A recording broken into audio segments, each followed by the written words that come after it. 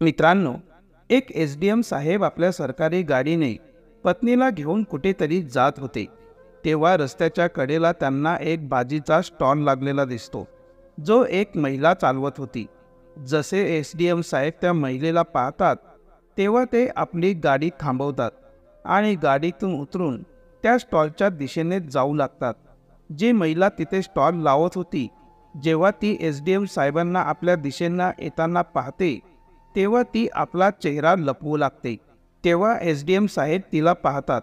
किरण, मी तुझा चेहरा पाहिला आहे, तुला चेहरा लपवण्याची गरज नाही. त्यानंतर मित्रांनो, ती महिला एसडीएम साहेबांसमोर हात जोडून माफी मागू लागते आणि फुटून फुटून रडू लागते. मित्रांनो, ती महिला कोण होती आणि ती एसडीएम साहेबांसमोर का रडत होती आणि रडून रडून त्यांची माफी का मागत होती आणि एसडीएम साहेब आणि त्या महिलेमध्ये नेमकं काय नातं होतं? चला, या गोष्टीची संपूर्ण सत्यता आपण या व्हिडिओच्या माध्यमातून जाणून घेऊया. पण मित्रांनो, व्हिडिओमध्ये पुढे जाण्यापूर्वी तुमच्याकडे एक छोटीशी विनंती आहे की जर तुम्ही आमच्या चॅनलवर पहिल्यांदाच आले असाल तर कृपया चॅनलला सबस्क्राईब करा आणि व्हिडिओला लाईक करा, जेणेकरून आजही मनोबल वाढत जाईल आणि मी तुम्हाला आणखीन रोचक कथा सांगत जाईन. मित्रांनो, ही खरी घटना उत्तर प्रदेशातील मुरादाबादमधील एका गावाची आहे, जिथे किरण नावाची एक मुलगी राहत होती. किरण दिसायला खूपच सुंदर होती आणि तिला स्वतःच्या सुंदरतेचा खूप अभिमान होता. किरण जेव्हा कधी आपल्या मैत्रिणींसोबत फिरायला जायची, तेव्हा ती नेहमी म्हणायची की माझ्याशी लग्न करण्यासाठी एखादा राजकुमार वरून उतरेल आणि माझ्याशी लग्न करेल. किरण तिच्या कॉलेजचे शिक्षण घेत होती आणि अशा प्रकारे दिवस जात होते. पण जसजसे दिवस जात होते तसतसे किरणचे वयही वाढत होते. त्यामुळे किरणचे आई वडील तिच्या लग्नाबाबत विचार करू लागले. किरणचे वडील आणि तिचा भाऊ दोघं मिळून किरणसाठी मुलगा शोधू लागतात आणि काही दिवसांनी त्यांना एक मुलगाही सापडतो. त्या मुलाचं नाव ऋतिक होते. ऋतिक दिसायला इतका सुंदर नव्हता, पण तो एक शिक्षित आणि संस्कारी मुलगा होता आणि आपल्या आई वडिलांचा आदर कसा करावा हे चांगलंच जाणून होता. आता जसे किरणचे वडील आणि तिचा भाऊ त्या मुलाशी बोलायला लागतात, तर त्या मुलाचा जो स्वभाव आहे तो खूपच चांगला दिसतो. त्या मुलाशी बोलल्यावर त्यांना खूप चांगलं वाटते आणि तो मुलगा कुटुंबाचा आदर करणारा असल्यामुळे किरणच्या वडिलांना तो आवडतो. त्यामुळे त्या मुलाशी किरणचे लग्न ठरवले जाते.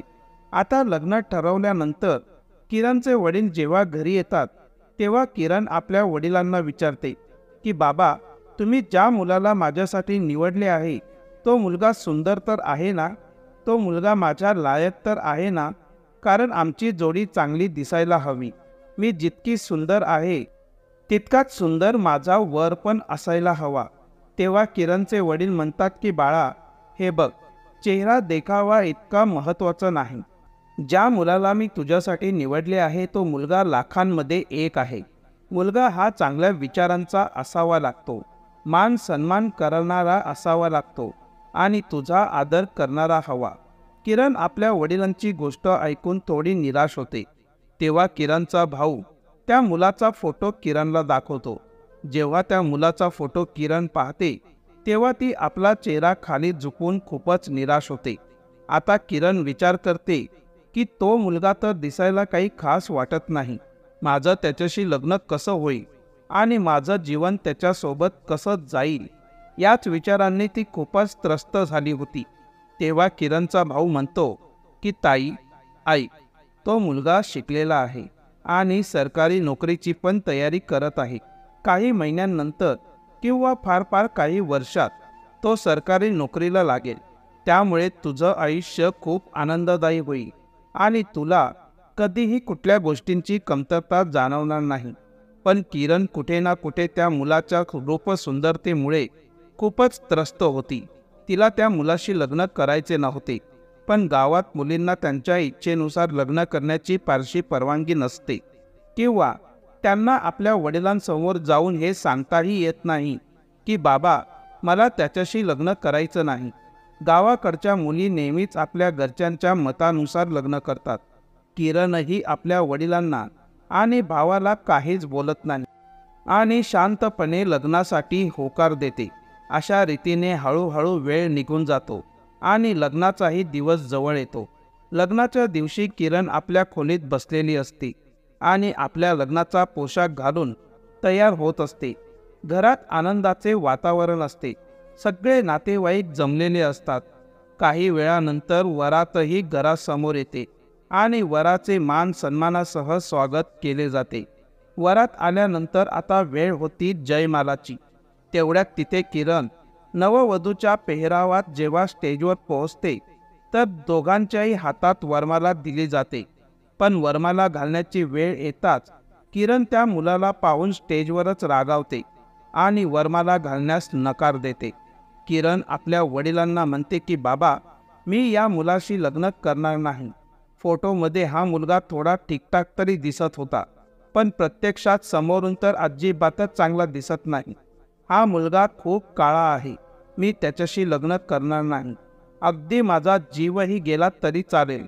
जर तुम्ही माझं जबरदस्तीने त्याच्याशी लग्न लावण्याचा प्रयत्न केलात तर फारच वाईट होईल, असं म्हणत किरण स्पष्टपणे लग्नाला नकार देते. हे ऐकल्यानंतर वर आणि त्याचे वडील निराश होतात आणि वर सुद्धा अस्वस्थ होतो. पण जो वर होता तो खूप समजदार आणि शिकलेला मुलगा असतो.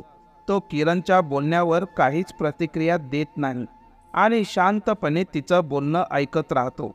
वधू पित्यांना वराचे वडील सांगतात की तुम्ही तुमच्या मुलीला आमच्या मुलाबद्दल सांगितलं नव्हतं का, की तो रंगाने थोडासा सावळा आहे आणि फार काही सुंदरही नाही. मित्रांनो, किरणचे वडीलही खूप असहाय्य होते आणि तिचा भाऊ देखील अगदी असहाय्य उभा होता.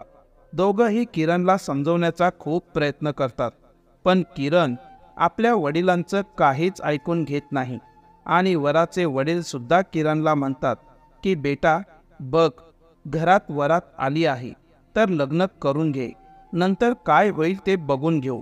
पण तरीही किरण लग्नासाठी तयार होत नाही. तेव्हा किरणचा भाऊ आणि तिचे वडील तिच्यावर जबरदस्ती करू लागतात आणि म्हणतात की आज तुला हे लग्न करावंच लागेल. आमच्या प्रतिष्ठेचा प्रश्न आहे. ते म्हणतात जर तू लग्न केलं नाहीस तर आमची खूप बदनामी होईल. मित्रांनो, त्या दिवशी अशा प्रकारे किरणला समजावलं जात होतं. तेवढ्यात गावातील काही लोक पोलीस स्टेशनला फोन करतात आणि सांगतात की लग्न कार्यक्रमात वाद झाला आहे आणि मुलगी लग्न करायला तयार नाही. तोपर्यंत अर्ध्या तासातच पोलीस घटनास्थळी पोहोचतात. पोलीस घटनास्थळी येताच ते किरणच्या वडिलांना आणि भावाला समजावतात आणि म्हणतात की बघा, जर मुलगी लग्नासाठी तयार नाही तर तुम्ही तिचं जबरदस्तीने लग्न लावू शकत नाही. जर तिचे मन नसेल तर तिला सोडा, कारण हा तिचा हक्क आहे आणि हा हक्क तिला कायद्याने दिलेला आहे. हे ऐकून किरणचे वडील आणि भाऊ दोघंही लाचार होतात आणि अखेर वराला नाईलाजाने त्याची वरात परत न्यावी लागते. पण वर त्याची वरात घेऊन गावाबाहेर जात असताना त्याच गावातील एक गरीब शेतकरी वराच्या वडिलांकडे येतो आणि म्हणतो, तुम्हाला काही हरकत नसेल तर मला तुमच्याशी काही बोलायचं आहे. तुम्ही वाईट मानणार नसाल तर मी काही सांगू इच्छितो. तेव्हा मित्रांनो, वराचे वडील म्हणतात की आता सगळं काही बिघडलंय. आता उरलं तरी काय आहे? यापेक्षा जास्त आमची बदनामी काय होणार? यापेक्षा वाईट अजून आमच्यासोबत काय होऊ शकतं? बोला, काय बोलायचं आहे? तेव्हा शेतकरी म्हणतो की जर तुम्ही माझं म्हणणं ऐकाल तर तुम्हाला वरात परत न्यावी लागणार नाही. वराचे वडील विचारतात की नेमकं काय म्हणायचं आहे, बोला. शेतकरी म्हणतो की साहेब, आमची एक मुलगी आहे. ती फार काही शिकलेली नाही, पण मोठ्यांचा आदर कसा करावा हे तिला माहीत आहे. घरातील सगळी कामे ती उत्तम प्रकारे करते. तुमचं सगळं काम करेल, स्वयंपाक करेल आणि तुमच्या मुलाला अगदी आनंदातही ठेवेल. त्याची खूप सेवा करेल आणि तुमच्या सन्मानाची काळजी घेईल. तुमची काही हरकत नसेल तर माझ्या मुलीशी तुमच्या मुलाचं लग्न करून वरात घेऊन जाऊ शकता. आम्ही खूप गरीब आहोत, त्यामुळे पैसे किंवा हुंडा देऊ शकणार नाही, पण माझी मुलगी तुम्हाला देऊ शकतो. मित्रांनो, जुन्या काळात जेव्हा कोणाची वरात वापस जात असायची तेव्हा गावातील लोक अशाच प्रकारे लग्न लावून वरात निरोप देत होते. यामुळे वराचे वडील हे ऐकून आनंदित झाले, कारण त्यांना विचार येत होता की लग्नासाठी इतका खर्च झालाय आणि सर्व नातेवाईकही जमलेले आहेत. जर लग्न नाही झालं तर त्यांच्या प्रतिष्ठेचं काय होईल. अशा रीतीने ऋतिक आणि त्या मुलीचं लग्न लावून देण्यात येतं. लग्न झाल्यानंतर ऋतिक त्या मुलीला घेऊन आपल्या घरी निघून येतो. इकडे किरणने जेव्हा आपले लग्न मोडले त्यानंतर 2 महिन्यांनी ती नोएडाला निघून गेली आणि तिथेच ती एका खाजगी नोकरी करू लागते. मित्रांनो, या दरम्यान किरणची ओळख एका मुलाशी होते. त्या मुलाचं नाव राहुल असतं.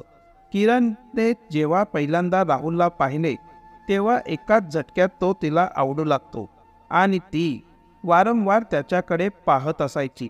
राहुललाही असं वाटू लागलं की किरण त्याच्यावर प्रेम करते आणि तिला मी आवडतो. त्यामुळे राहुल कधी-कधी आणि नंतर अनेकदा किरणच्या आसपास बाईकवर फिरत असायचा. त्यामुळे एका वर्षानंतर किरण आणि राहुलची छान मैत्री होते आणि दोघंही एकमेकांवर प्रेम करू लागतात. किरणला वाटतं की चांगलंच झालं, तिला तिच्या जीवनात हवा तसा मुलगा राहुलच्या रूपाने मिळाला आहे आणि आता तिचं जीवन आनंदात जाईल. पण मित्रांनो, किरणला हे माहीत नव्हते की ती राहुलला जितका चांगला मुलगा समजत होती तितका चांगला तो नाही. मित्रांनो, राहुल हा मुलींशी फक्त मौजमस्ती करत नसायचा, तर जुगार खेळायचा आणि त्याचे इतर मुलींशी अनैतिक संबंधही होते. तो दारू पीत होता आणि त्याचे जास्त शिक्षण पण झाले नव्हते. पण राहुलचा एक खास गुण होता, तो म्हणजे जेव्हा तो किरणला भेटायला येत असे तेव्हा तो कधीच दारू पिऊन किंवा नशेत तिच्यासमोर येत नव्हता. तो नेहमी एक सभ्य मुलगा बनून किरणसमोर येत असे, तिला भेटत होता आणि तिच्यासोबत वेळ घालवत होता. मित्रांनो, 2 वर्षांनी किरण आपल्या आई-वडिलांशी बोलते आणि राहुलची लग्न करण्याचा प्रस्ताव त्यांच्या समोर ठेवते. जेव्हा किरणच्या आई-वडिलांना कळतं की ती स्वतःच्या इच्छेने लग्न करू इच्छिते तेव्हा ते तिला नकार देत नाहीत, कारण ते जाणून होते की एकदा तिचं लग्न मोडलं आहे आणि या वेळेसही तिने नकार दिला तर तिचं लग्न पुन्हा मोडू शकते. हे सगळं लक्षात घेऊन ते तिच्या इच्छेविरुद्ध जाणं टाळतात आणि किरणचं लग्न राहुलसोबत ठरवले जाते. मित्रांनो, राहुल दिसायला खूपच देखणा होता. नेहमी चांगले कपडे घालायचा, महागड्या गाड्यांमध्ये फिरायचा. हे सगळं पाहूनच किरणला राहुल आवडू लागला होता आणि त्याच्याशी लग्नही केलं होतं. लग्नानंतर किरण राहुलसोबत खूप आनंदात राहत होती आणि तिला असं वाटत होतं की बरं झालं मी ऋतिकसोबत लग्न केलं नाही तर माझं आयुष्य उद्ध्वस्त झाले असते. पण मित्रांनो, किरणला माहीत नव्हतं की तिचं आयुष्य ऋतिकसोबत उद्ध्वस्त झाले नसते. उलट आता तिचं आयुष्य खरं तर उद्ध्वस्त होणार होतं आणि तिच्या हे लक्षातही आलेलं नव्हतं. मित्रांनो, लग्न होऊन 6 महिने होतात, पण या 6 महिन्यांमध्येही किरणला अजूनही हे कळत नाही की तिचा नवरा व्यसनी आहे आणि तो दारू पितो. कारण राहुल कधीच दारू पिऊन घरी यायचा नाही. जेव्हा कधी त्याला मुलींशी मजा करायची असेल किंवा अनैतिक संबंध ठेवायचे होते तेव्हा तो घराबाहेर हॉटेल बुक करायचा आणि तिथेच मजा मस्ती करायचा. अशा प्रकारे हळूहळू 1 वर्ष निघून जातं आणि किरण एका सुंदर बाळाला जन्म देते.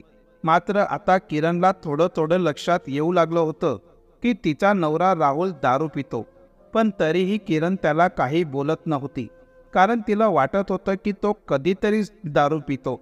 पण जसजसा वेळ जात होता तसं राहुलच्या वागणुकीत अधिकच बदल घडत होता.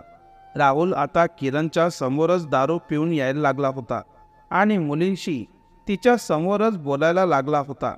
जेव्हा किरण राहुलला असे करू नकोस असे बोलायची तेव्हा राहुल तिला फटकारायचा आणि म्हणायचा की तू काहीही बोललीस तर मी तुला हाणून मारून इथून काढून देईन. मित्रांनो, ही गोष्ट ऐकून किरणला एक मोठा धक्काच बसतो. किरण विचार करते की मी माझ्या इच्छेनुसार लग्न केलं आहे, पण हा तर असा व्यक्ती निघेल याची कल्पना देखील कधी केली नव्हती. मित्रांनो, किरण म्हणते की जितकी सुंदर मी होते तितकाच जास्त सुंदर राहुल पण होता, पण मी असे समजत होते की तो माझ्या सौंदर्याची कदर करेल आणि माझा आदर करेल. पण लग्नाच्या एका वर्षातच राहुलला काय झालं, तो पूर्णपणे बदलला आहे.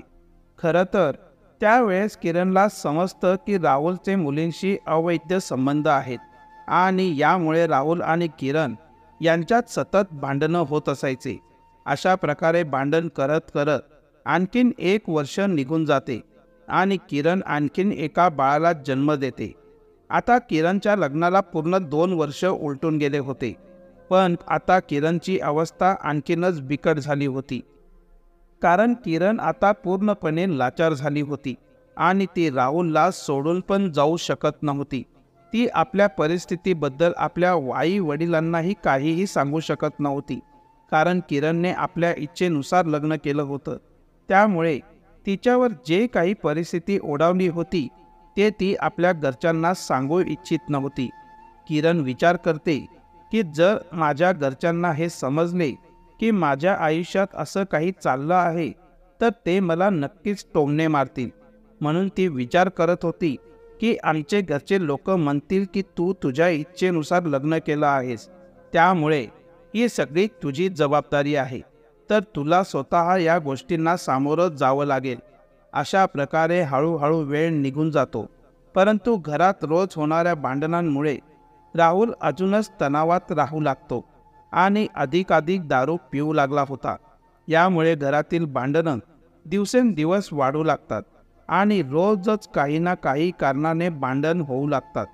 परिस्थिती एवढ्यापर्यंत येते की राहुलकडे आता एवढेही पैसे उरलेले नसतात की तो आपल्या मुलांची देखभाल करू शकेल किंवा त्यांच्या उपचारासाठी पैसे खर्च करू शकेल.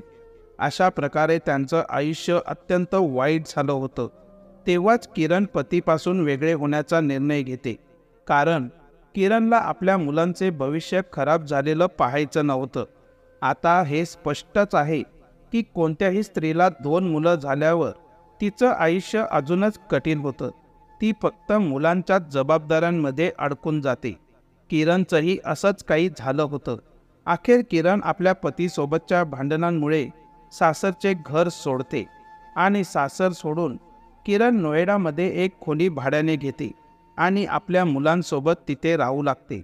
किरण विचार करते की असं तर माझं आयुष्य चालणार नाही. पैसे तर कमवावेच लागतील, काही ना काहीतरी करावंच लागेल. म्हणून किरण ज्या खोलीत राहत होती त्याच खोलीच्या खाली असलेल्या रस्त्यांवर जागा होती. तिथेच तिने एक भाजीचा स्टॉल लावून भाजी विकायला सुरुवात केली. भाजी विकून किरणला रोज 200 ते 300 रुपये वाचू लागले आणि त्याच पैशातून ती स्वतःचं आणि आपल्या मुलांचं पोषण करू लागली. त्याचबरोबर थोडेसे पैसे वाचवून ते बँकेतही जमा करू लागली. किरणला स्टॉलवर भाजी विकायला सुरुवात करून 3 महिने झाले होते की तेव्हाच अचानक तिला कळतं की ज्या मुलाशी तिचं पहिल्यांदा लग्न ठरलं होतं आणि ज्याच्याशी तिने नंतर लग्न करण्यास नकार दिला होता, तो मुलगा आज SDM बनला आहे. आता किरण स्वतःच्या नशिबाला दोष देऊ लागली होती आणि ती विचार करत होती की कदाचित त्या दिवशी बाबांच्या बोलण्याला ऐकले असते तर आज ऋतिक बरोबर लग्न करायला पाहिजे होतं. मी तुम्हाला सांगतो की आई वडील आपल्या मुलांसाठी जे काही विचार करतात ते नेहमीच चांगले असतात. आई वडील कधीही आपल्या मुलांसाठी वाईट भावना ठेवत नाहीत किंवा वाईट विचार करत नाहीत. परंतु जे लोक आपल्या आई वडिलांच्या बोलण्याला मान देत नाहीत त्यांच्या आयुष्यात एक ना एक दिवस असा प्रसंग नक्कीच येतो की त्यांना पश्चाताप करावाच लागतो. पण त्यावेळेस पश्चाताप करून काहीही होणार नाही. हळूहळू वेळ निघून जात होता. किरण आपल्या मुलांसह स्टॉलवर भाजी विकत होती. तेव्हाच एके दिवशी अचानक असं घडतं की SDM साहेब आपल्या गाडीने कुठेतरी जात असताना त्यांची गाडी गर्दीमध्ये अडकते आणि ते आपली गाडी बाजूला लावतात आणि काही खाण्यासाठी इकडे तिकडे पाहू लागतात. तेव्हा त्यांची नजर किरणकडे जाते, जी स्टॉलवर भाजी विकत होती. मित्रांनो, SDM साहेब तिला पाहून आधी विचार करतात की ही तीच मुलगी आहे का की कोणी दुसरी मुलगी आहे. हे खात्री करून घेण्यासाठी ते तिच्या जवळ जातात तेव्हा किरण SDM साहेबांना आपल्याकडे येताना पाहते आणि खूपच अस्वस्थ होते. ती आपला चेहरा लपवू लागते. ते पाहून SDM साहेबांना खात्री होते की ही मुलगी तीच दुसरी तिसरी कोणी नसून किरणच आहे.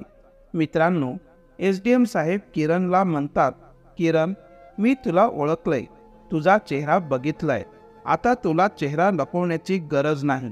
तेव्हा किरण हात जोडून SDM साहेबांची माफी मागू लागते आणि म्हणते की बघा, त्या दिवशी मी तुमच्यासोबत खूप चुकीचं वागले, मी तुमची खूप बदनामी केली, मी असं करायला नको होतं, कृपया मला माफ करा, त्या दिवशी मला समजले नाही. SDM साहेब म्हणतात की काही हरकत नाही, प्रत्येकाचे स्वतःचे आयुष्य असते आणि प्रत्येकाला आपल्या निर्णयाचा अधिकार असतो. SDM साहेब मग किरणला विचारतात, तू इथे भाजी का विकत आहेस? ज्या मुलासोबत तुझं लग्न झालं होतं तो मुलगा तर चांगला होता आणि मला कळलं होतं की तुझं लग्न चांगल्या घरात झालंय, मी असं ऐकलं होतं, पण तू इथे भाजी का विकत आहेस असे SDM साहेब विचारतात. तेव्हा किरण त्यांना बसून तिची संपूर्ण कहाणी सांगते.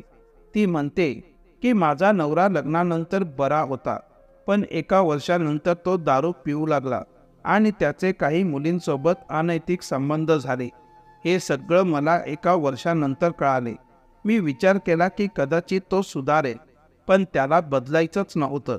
यामुळे नाईलाजाने मला त्याचा साथ सोडावा लागला आणि मी माझ्या घरी सुद्धा जाऊ शकत नाही, कारण मी स्वतःच्या इच्छेने हे लग्न केलं होतं. माझ्या घरच्यांनी माझ्याबद्दल काय विचार करावं, त्यांनाही वाटेल की मी चुकीचं केलं, म्हणून मी घरच्यांना न सांगता इथे स्टॉलवर भाजी विकून कसं तरी आपलं आयुष्य काढत आहे. तेव्हा SDM साहेब बराच वेळ किरणसोबत बोलतात. तेव्हा ते निघताना किरणला म्हणतात की किरण, तुला काहीही गरज भासली तर मला नक्की सांग, मी तुझी मदत करीन. माझी पोस्टिंग इथेच नोएडामध्येच झाली आहे. मित्रांनो, एवढं सांगून SDM साहेब आपल्या गाडीत बसतात आणि तिथून निघून जातात. तेव्हा SDM साहेबांच्या गाडीत आधीच त्यांची पत्नी बसलेली असते. ती विचारते, अरे, ही तर किरण आहे ना, आमच्या गावातली मुलगी? तेव्हा SDM साहेब म्हणतात की होय, ही तीच किरण जिच्याशी माझं लग्न ठरलं होतं. त्यावर SDM साहेबांची पत्नी विचारते, मग ती इथे भाजी का विकत आहे? तिचं तर एका मोठ्या घरात लग्न झालं होतं ना? त्यावर SDM साहेब त्यांच्या पत्नीला किरणची संपूर्ण कहाणी सांगतात. त्यानंतर SDM साहेब आपल्या पत्नीला घेऊन तिथून निघून जातात. मित्रांनो, या पद्धतीने ही कथा इथेच संपते. मित्रांनो, या गोष्टीतून खूप काही शिकण्यासारखं आहे. किरणला आपल्या सौंदर्यावर खूप गर्व होता, पण त्या दिवशी तिचा तो गर्व पूर्णपणे तुटला होता. आज तिचे रूप तिच्या काही कामी येत नव्हते. रूप आपल्याला पोटभर अन्न देत नाही, म्हणूनच कोणाशीही नातं जोडताना केवळ रूपावर विचार करू नये. जर तुमचं कोणाशी लग्न ठरत असेल तर तुम्हाला हे पाहायला हवं की जो मुलगा आहे तो आयुष्यभर तुमच्यासोबत राहू शकेल की नाही, तो कोणत्याही परिस्थितीत तुमच्यावर प्रेम करू शकेल की नाही, त्या मुलाकडे श्रीमंतासारखी 4 चाकी गाडी असेल का, किंवा महागड्या हॉटेलमध्ये तुम्हाला जेवायला खाऊ घालू शकेल का. यापेक्षा जास्त महत्त्वाचं हे आहे की तो मुलगा तुमचा आदर करणारा आहे का हे बघणं खूप महत्त्वाचं आहे. मित्रांनो, आयुष्यात याहून मोठं काहीच नाही. जो मुलगा आपल्या पत्नीचा आणि इतर स्त्रियांचा आदर करतो तो कधीच त्यांच्यासोबत वाईट वागणूक करू शकत नाही. मित्रांनो, या छोट्या गोष्टीतून खूप काही शिकण्यासारखं आहे. आजच्या या व्हिडिओमध्ये एवढंच. जर तुम्हाला हा व्हिडिओ आवडला असेल तर व्हिडिओला लाईक करा आणि चॅनलला सबस्क्राईब करा. चला भेटू पुढच्या व्हिडिओमध्ये. तोपर्यंत जय हिंद, जय भारत. आपणा सर्वांचे मनपूर्वक धन्यवाद. थँक्यू.